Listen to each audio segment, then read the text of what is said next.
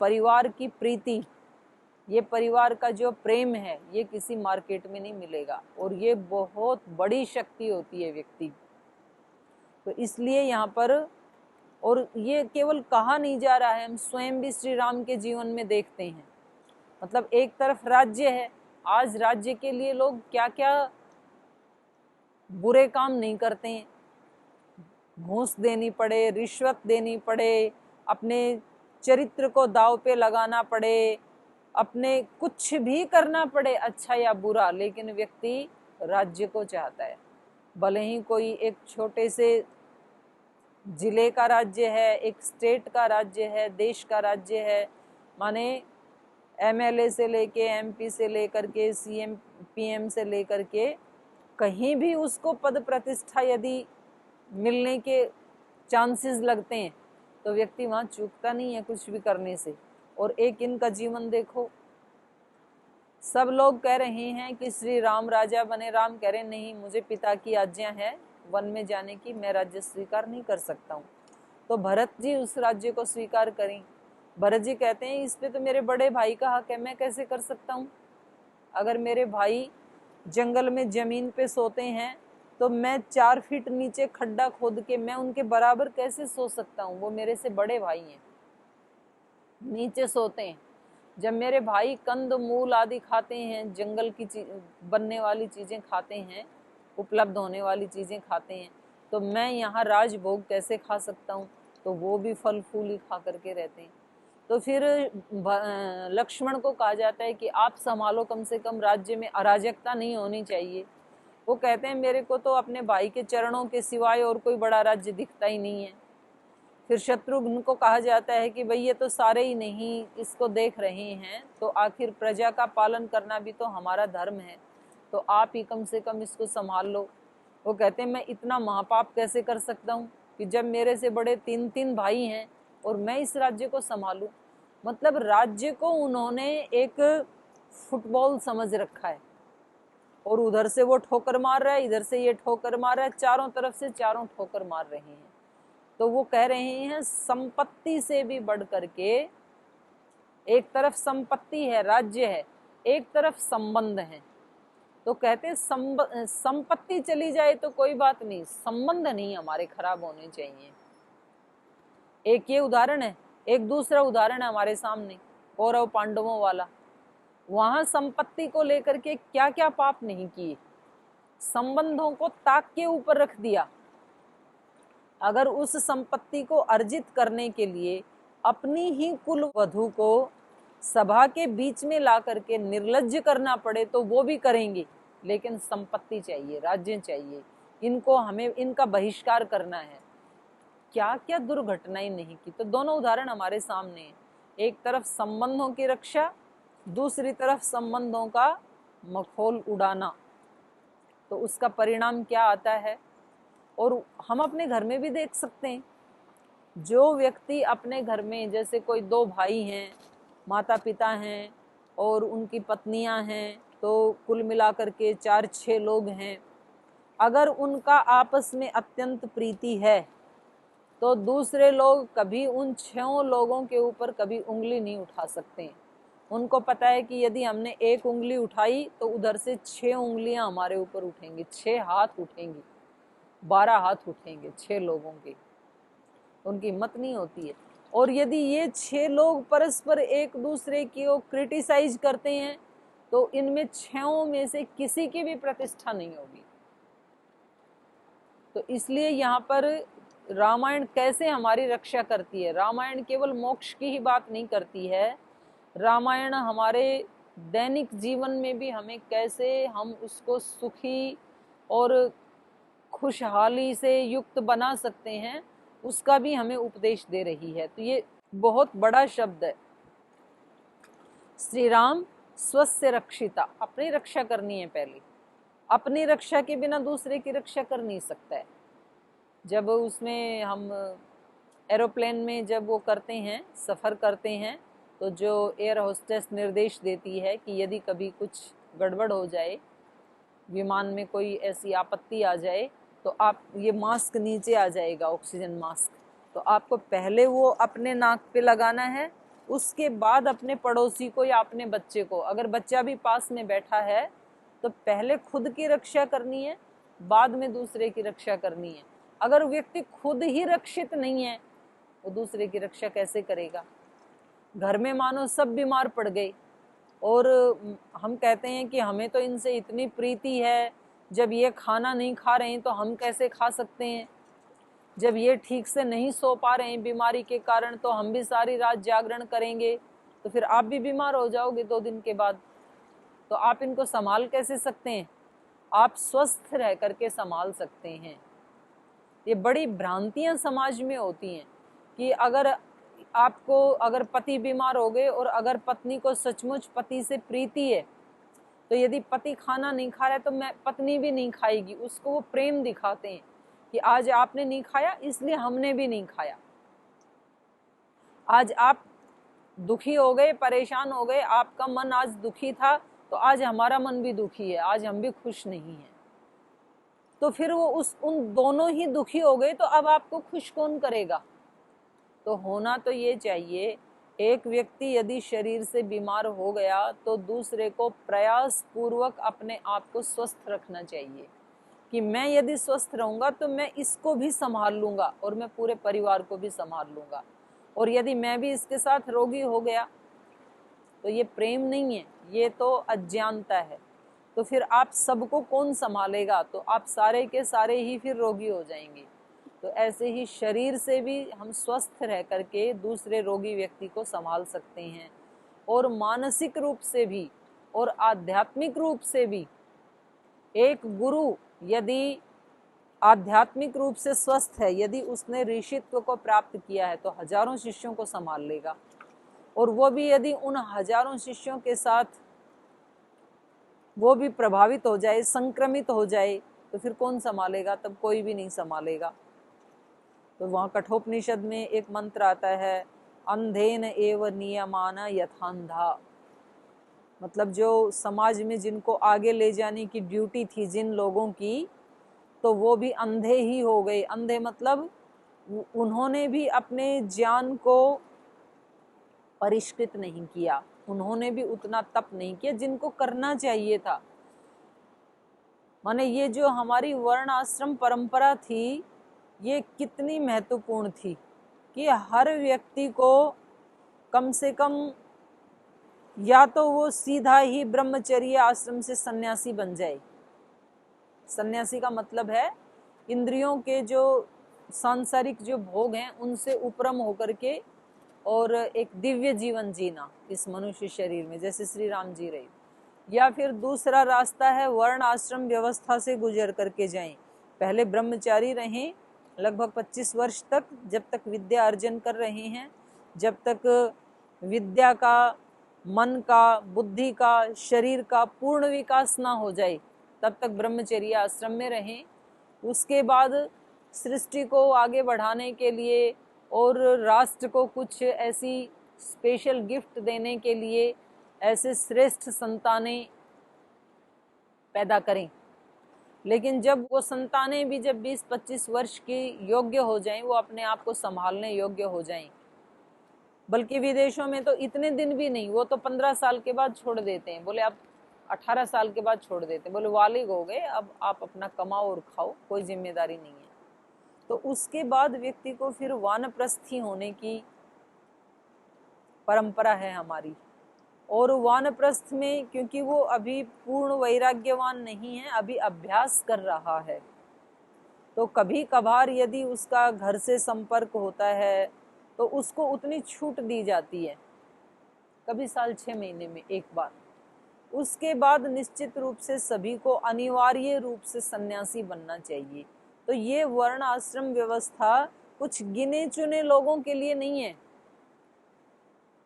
प्रत्येक मनुष्य के लिए ये वर्ण आश्रम व्यवस्था नियत की है ऋषियों ने। लेकिन उसका पालन कितने लोग करते हैं? -1 पॉइंट भी नहीं करते हैं। कोई गिने चुने भले ही बन जाए, नहीं तो गृहस्थी लोग तो एक बार गृहस्थ में घुसे तो मतलब मैंने बहुत कम देखा कि जो गृहस्थ से निकल के सन्यासी बने हों।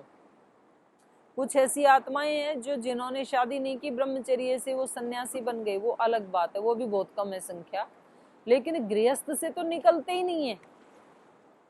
पहले अपनी जिम्मेदारियां बताते हैं, फिर अपने बच्चों की जिम्मेदारियां बताते हैं, फिर बच्चों के बच्चों की जिम्मेदारियां बताते हैं। बोले जी अभी ये जो मेरा पोता है या पोती है तो इसको स्कूल छोड़ के आना होता है, फिर जब दोपहर में स्कूल बस आती है तो वापस लाना पड़ता है, फिर इसका टिफिन लेके जाना पड़ता है। इसके लिए थोड़े ना मनुष्य शरीर था।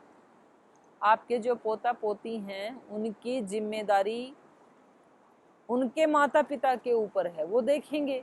आपकी जिम्मेदारी पूरी हो गई तो आपके राष्ट्र के प्रति भी तो कोई जिम्मेदारी है, उसको कौन निभाएगा? आपके ऋषियों के प्रति जो जिम्मेदारी है उसको भी तो देख लो एक बार। तो अगर गांव में चलो 100% लोग संन्यास ना भी लें, कम से कम 10% लोग भी यदि हर गांव में सन्यासी बने इस वर्णाश्रम व्यवस्था से, पहले गृहस्थी बने, फिर वानप्रस्थी बने, फिर अच्छे सन्यासी बने, और गृहस्थ से और ज्यादा अच्छे सन्यासी बनने की संभावना है, और ज्यादा अच्छे सन्यासी बन सकते हैं। क्यों? क्योंकि उन्होंने पूरे जीवन भर जो संसार के भोग हैं और जो उनकी सच्चाई है उनको अच्छे से जाना है। इसलिए किसी चीज के स्वरूप को जान के उससे हट जाना वो ज्यादा सरल होता है। एक व्यक्ति ने तो दूसरे के जीवन में देखा है कि भाई ये इनका जीवन जो है ये संसार में रहते हैं और ये दुखों से भरा हुआ है, तो मुझे इसमें पैर नहीं रखना है। दूसरों के जीवन से सीख लेते हैं, वो कम लोग होते हैं। लेकिन दूसरों से यदि नहीं सीख पाए तो अपने जीवन से तो व्यक्ति को सीखना ही चाहिए कि हमने ये जो 50 वर्ष 60 वर्ष जो बिताए हैं तो इसमें कितना हमें आत्मसंतुष्टि मिली, कितना हमें परेशानी मिली, कितना दुख मिला, कितना मन प्रसन्न हुआ, कितने हम आनंद में हैं, कितने आनंद से दूर हैं, तो ये तो व्यक्ति को पता चलता ही है। तो ऋषियों ने तो बताया सब सन्यासी बनो। तो अगर हर गांव में उसी गांव के व्यक्ति सन्यास लें और फिर जो उनसे आगे आने वाली जो पीढ़ी है उनको वो नैतिक शिक्षा दें, तो फिर सारे अपराध समाज से हटाए जा सकते हैं। अब मतलब कोई हजारों में एक सन्यासी बनता है, उसका फिर मतलब वो तो जैसे वो तखड़ी में तराजू में एक तरफ 50 किलो वजन रखो, एक तरफ एक तुलसी का पत्ता रखो, तो उसका तो कोई मतलब उसका कोई औचित्य ही नहीं रहता है, उसका कोई वो झेल ही नहीं पाए, उसकी कोई तुलना ही नहीं हो सकती है। तो जितने लोग 2 आश्रम में हैं, देखो गृहस्थ आश्रम में तो 1/4 लोग होने चाहिए। अगर हम वर्ण आश्रम व्यवस्था को फॉलो करें तो गृहस्थ में तो जितनी आबादी है 130 करोड़ की आबादी है जैसे हमारे देश की, तो गृहस्थ जीवन में तो कितने लोग होने चाहिए? 1/4 होने चाहिए। 1/4 का मतलब है लगभग 25 या 27 लगा लो, 30 लगा लो, चलो ज्यादा से ज्यादा 30 करोड़ रहने चाहिए वहां। तो बाकी 3 तो कहाँ रहने चाहिए? या तो ब्रह्मचर्य आश्रम में, या तो वानप्रस्थ में, या तो सन्यास में। तो जिस देश में 3 गुणा लोग ऐसे हैं जो धर्म के लिए ही जीते हैं, ब्रह्मचारी भी आध्यात्मिकता के लिए जीता है, वानप्रस्थी भी, सन्यासी भी, तो उस देश में कोई अनैतिक काम हो सकता है क्या? उस देश में कभी कोई रेप हो सकता है क्या? उस देश में कभी कोई बलात्कार हो सकता है क्या? उस देश में कभी कोई दूसरे के धन को हड़प ले, ऐसी डकैती हो सकती है क्या? कदापि नहीं हो सकती है, क्योंकि मेजॉरिटी इन लोगों की है। मेजॉरिटी तो नैतिक, और फिर गृहस्थी भी ऐसे ही होंगे। गृहस्थ आश्रम भी इतना ऊंचा होगा जब बाकी के 3 आश्रम इतने ऊंचे होंगे और उनकी मेजॉरिटी होगी, तो सब मिलकर के पूरे देश भर में साथ साथ संध्या के समय संध्या कर रहे हैं, यज्ञ कर रहे हैं, स्वाध्याय कर रहे हैं, वेद का अध्ययन कर रहे हैं, वैसा पवित्रता का जीवन जी रहे हैं 75% लोग। तो बाकी के जो बचे हैं 25%, 1/4%, तो वो लोग कैसा जीवन जिएंगे? वैसा ही जिएंगे।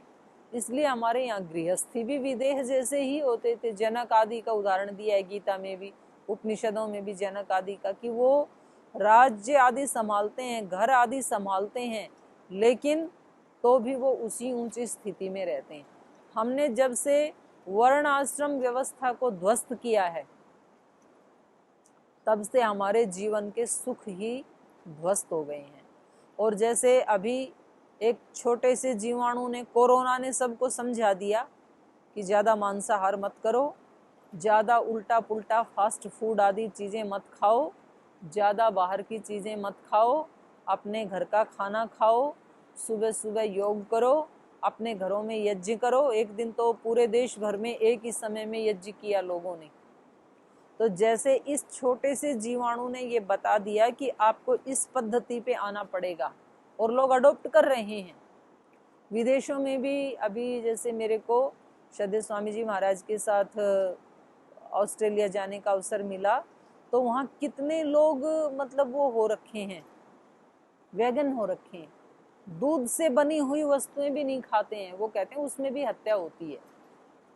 तो आखिर जमाने को कहाँ आना पड़ेगा? इस सृष्टि को वर्ण आश्रम व्यवस्था पे आना पड़ेगा। और जब संसार में वर्ण आश्रम व्यवस्था, क्योंकि हर व्यक्ति पहले स्वरक्षित होगा, रक्षिता स्वस्य धर्मस्य, अपने धर्म की रक्षा करने वाला होगा। आज ब्रह्मचारी अपने धर्म की रक्षा नहीं करते हैं, वानप्रस्थी अपने धर्म की रक्षा नहीं कर रहे हैं, सन्यासी अपने धर्म की रक्षा नहीं कर रहे हैं, फिर गृहस्थ कैसे अपने धर्म की रक्षा करेंगे? उसको शिक्षा देने वाले, उसको शीशा दिखाने वाले आदर्श तो ये 3 आश्रम ही है ना। तो इसलिए यहाँ रामायण में क्या शिक्षा दी? राम कैसे हैं? रक्षिता स्वस्य धर्मस्य, अपने धर्म की रक्षा करने वाले हैं। रक्षिता च स्वजनस्य, और स्वजनों की भी रक्षा करने वाले हैं। सबको साथ लेकर के चलना है। जैसे आजकल मोदी जी ने नारा दे रखा है, सबका साथ सबका विकास। तो ऐसे राजा होने चाहिए। और ऐसे राजा का मतलब केवल एक देश का ही राजा नहीं होता है। व्यक्ति कहीं ना कहीं, किसी ना किसी सीमा में तो हर व्यक्ति राजा है। कोई अपने घर का राजा है, तो उसको अपने घर के सब लोगों की रक्षा भी करनी चाहिए। कोई व्यक्ति किसी संस्था में राजा है, तो उसको अपने सारी संस्था के लोगों को भी रक्षा करनी चाहिए। ऐसा नहीं कि उनको हम ऐसे अपने नौकर की तरह रखें, गुलाम की तरह से रखें, और हमारी एक तानाशाही चले और वो अंदर अंदर से परेशान होते रहें, वो डिप्रेशन में जीते रहें, तो फिर वो अच्छा राजा नहीं माना जाएगा। और कोई परिवार के भी राजा चलो नहीं है, किसी संस्थान के भी नहीं है, संस्था के भी नहीं है, अपनी इंद्रियों के तो राजा है ना। हम सब हैं। ये तो हमारा साम्राज्य, ये तो भगवान ने ही हमें राजा बना के भेजा है। जो इंद्रियों का राजा है आत्मा, उसी को इंद्र कहते हैं। और इस शरीर को भी एक पुरी कहा है। अष्ट चक्रा नवद्वारा देवानाम पूर अयोध्या, ये 8 चक्रों वाली और 9 द्वारों वाली देवानाम, दिव्य शक्तियों वाली, जिसमें सब दिव्यता ही दिव्यता है, ऐसी ये पुहु। पुहु मतलब नगर, पुरी, गांव, शहर।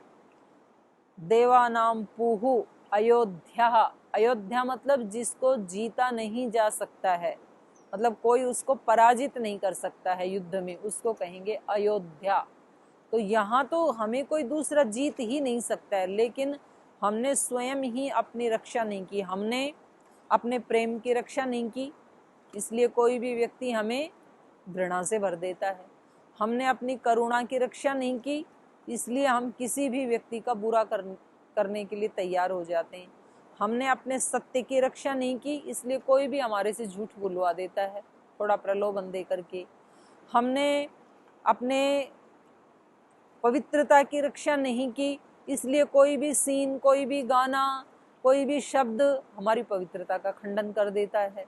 हमने अपनी वाणी की, इंद्रिय की रक्षा नहीं की, इसलिए कोई भी हमारे से कुछ भी उल्टा पुल्टा इसमें डलवा देता है। दोस्त कहते हैं कि बीड़ी पी के देखो, सिगरेट पी के देखो, शराब पी करके देखो, पिज़्ज़ा बर्गर खा करके देखो। तो कोई भी व्यक्ति, हम अपने राजा नहीं है, हमने अपने आप के धर्मों की रक्षा नहीं की, इसलिए हम अपनी ही जब रक्षा नहीं कर पाए, तो दूसरे की तो क्या रक्षा कर लेंगे हम। और जो ब्रह्मचारी होता है उसके लिए ब्रह्मचर्य सूक्त में आया स आचार्यम तपसा पिपरति। वो जो ब्रह्मचारी होता है वो अपने तप से, अपने पुरुषार्थ से अपने उसको पिपरति माने संतुष्ट करता है अपने आचार्य को। तो कितनी भी व्याख्या की जा सकती है। रामायण का तो जैसे हमने महात्म्य में पढ़ा ना कि इसका तो एक श्लोक, और एक श्लोक नहीं, एक श्लोक का भी आधा भाग हमारे जीवन की रक्षा कर सकता है।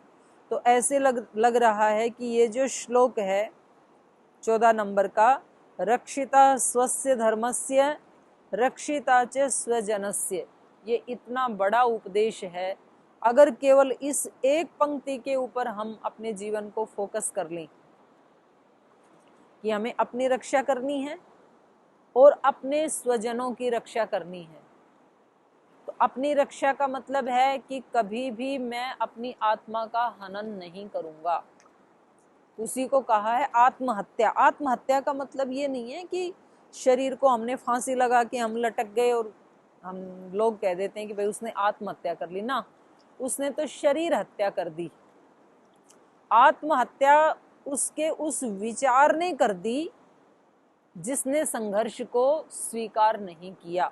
जैसे ही जीवन में संघर्ष आया, कोई दुख आया, कोई परेशानी आई, तो उस व्यक्ति को चाहिए था कि मैं आत्मा हूं और मैं अंतिम श्वास तक इस संघर्ष से जूझता रहूंगा, तो फिर वो बन जाता आत्मविजेता।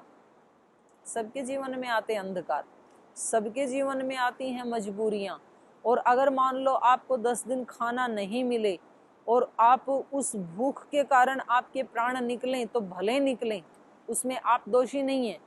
लेकिन यदि आप उस संघर्ष को देख करके फांसी लगा लेते हैं, आप उस संघर्ष को देख करके विषपान कर लेते हैं, तो ये बड़ा खतरनाक है। फिर ये हम अपने राजा नहीं हैं, फिर हमने अपनी रक्षा नहीं की, स्वस्य रक्षिता नहीं है हम। तो व्यक्ति को प्रयास पूर्वक अपने आत्म स्वरूप की रक्षा करनी चाहिए। और ये मतलब बस समझने वाली बात है, जिसको जो समझ में आ जाता है ना, तो उसके लिए फिर कुछ भी कठिन नहीं है। जब तक व्यक्ति ये कहता रहता है ना कि जी ऐसा करना तो बड़ा कठिन है, जी ये तो बड़ा कठिन है, तो तब तक तो फिर वो कठिन ही बना रहेगा। इसलिए सबसे पहले तो व्यक्ति को ये बोलना पड़ेगा कि मेरे लिए कुछ भी कठिन नहीं है, कुछ भी मैं कर सकता हूँ। अगर एक व्यक्ति ने भी इस धरती के ऊपर ऐसा कोई काम किया है, ऐसी परिस्थितियों को यदि कभी एक व्यक्ति ने भी फेस किया है, तो मैं भी कर सकता हूँ। बस ये विचार ही आपको इतना बल दे जाएगा और आप किसी भी बुरी से बुरी, कठिन से कठिन परिस्थिति को भी आप पार कर जाएंगे। इसलिए सबसे पहले अपनी रक्षा और उसके बाद स्वजन से रक्षा। फिर स्वार्थी नहीं होना है, सेल्फिश नहीं होना है, दूसरे को भी बांटना है, वो भी हमारी जिम्मेदारी है। भगवान ने आपको जो भी दिया है ना, तो उसमें आपका पुरुषार्थ तो है निश्चित रूप से, लेकिन पुरुषार्थ के साथ साथ उसकी कृपा भी है। केवल मात्र पुरुषार्थ से कोई व्यक्ति कभी आत्मविजेता नहीं बन सकता है। पुरुषार्थ के साथ साथ भगवान की कृपा और बहुत सारे जो हमारे बड़े लोग हैं, गुरुजन हैं, माता पिता हैं, विद्वान जन हैं, उन लोगों के आशीर्वाद, उन सबको मिला करके कभी कोई एक व्यक्ति सफल होता है। तो उन लोगों का भी तो ऋण है ना हमारे सिर के ऊपर, माता पिता का भी है, गुरुजनों का भी है। जिस धरती में हमने जन्म लिया, इस धरती माता के ऊपर इसने कितना अन्न खिलाया हमें, कितना जल पिलाया, कितनी हमें वायु मिली, कितना धूप मिली, तो क्या इस सृष्टि के प्रति हमारा कोई कर्तव्य नहीं है क्या? हमारी वैदिक परंपरा में तो ऐसी एक उच्च आदर्श परंपरा थी कि पशु पक्षियों को भी वो स्वजन परिजन ही मानते थे, उनके प्रति भी इतनी प्रीति रखते थे जितने अपने स्वजनों के प्रति, अपने परिजनों के प्रति हमारी प्रीति होती है। राजस्वी का नाम आपने सुना ही है। एक कबूतर की रक्षा करने के लिए उन्होंने अपने यहाँ से मांस काट के दे दिया था, क्योंकि वो किसी जंगल में एक दिन चले गए और उस पे कोई पक्षी बैठा हुआ था। तो उसी समय कोई बहेलिया आया और उसने कहा कि मैं अब इस कबूतर को मारूंगा, क्योंकि मुझे बहुत भूख लगी है और मेरे बच्चे भी घर में भूखे हैं, तो मुझे तो ये मांस ले जाके उनको देना पड़ेगा। और उसी पेड़ के नीचे वो ऋषि शिवी बैठ करके तप कर रहे, और वो राजा भी थे वहां के। तो उन्होंने कहा कि भाई आपको मांस चाहिए ना इतना, तो मेरे होते हुए मेरी प्रजा में कोई भी ये जो पशु पक्षी ये भी मेरे स्वजन परिजन हैं, इनकी रक्षा करना मेरा धर्म बनता है। तो आप मेरे यहाँ से जंघा से इस कबूतर से आपको जितना मांस मिलता, आधा किलो, 700 ग्राम, 800 ग्राम, 1 किलो, जितना वजन इस कबूतर के मांस का था उतना मांस आप मेरे यहाँ से निकाल लो। और उस व्यक्ति ने निकलवाया और उस कबूतर की रक्षा की उन्होंने। ऐसे हम देखते हैं गिद्ध की रक्षा के लिए भगवान श्री राम ने स्वयं जटायु, गिद्ध ने पहले रक्षा की सीता माता की, ऐसे ही की जैसे कोई अपनी पुत्री की करता है, तो वो भी प्राणों से भी प्रिय मानते हैं अपने राजा को। और ऐसे ही श्री राम ने भी उनका इस प्रकार से संस्कार किया जैसे कोई सुयोग्य पुत्र अपने पिता का संस्कार करता है। तो कहाँ तो हमने नदी को भी, गंगा को भी माँ कहा, गंगा मैया। कहाँ तो हम जड़ चीजों को भी अपना स्वजन परिजन मानते हैं, इनकी भी रक्षा की जिम्मेदारी लेने वाले थे वैदिक परंपरा में। पशु पक्षियों को भी, कौन से पशु पक्षी की हमने पूजा नहीं की। हमने पत्थर को भी भगवान माना, हमने सांप की भी पूजा की, हमने गाय की भी पूजा की, जो हिंसक प्राणी है उनकी भी पूजा की, उनको भी अवतार माना। माने यहाँ कण कण में, जड़ में, चेतन में, सब में उस ब्रह्म के दर्शन किए हमारे यहाँ हमारे पूर्वजों ने। तो कहाँ तो सारी सृष्टि हमारा परिवार, वसुधैव कुटुंबकम, और कहाँ आज हमारे 2 बच्चे हमारे प्रेम से वंचित हैं। उनको लगता है कि हमें हमारे माँ बाप ने कभी टाइम दिया ही नहीं, हमें वो प्रेम मिला ही नहीं माँ बाप का जो हमें मिलना चाहिए था। तो ये कितनी बड़ी शिक्षा दे रही है हमें रामायण। रक्षिता स्वस्य धर्मस्य, रक्षिता च स्वजनस्य, वेद वेदांग गत तत्वज्ञ। वेद वेदांग तत्वज्ञ, वेद और वेदांग के जो तत्वज्ञ हैं, धनुर्वेदे च निष्ठित। और धनुर्वेद जो है वो उपवेद है, एक वेद का उपवेद है धनुर्वेद, अथर्ववेद का। तो उसमें जिनकी निष्ठा है ऐसे हैं वो।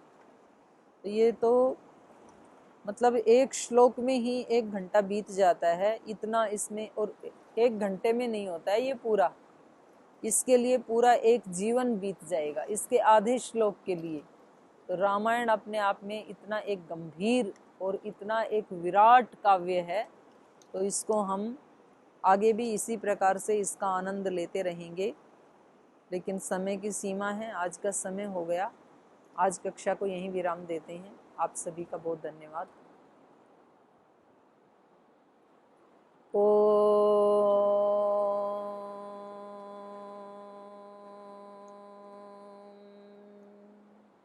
शांति शांति शांति। श्री गुरुभ्यो नमः।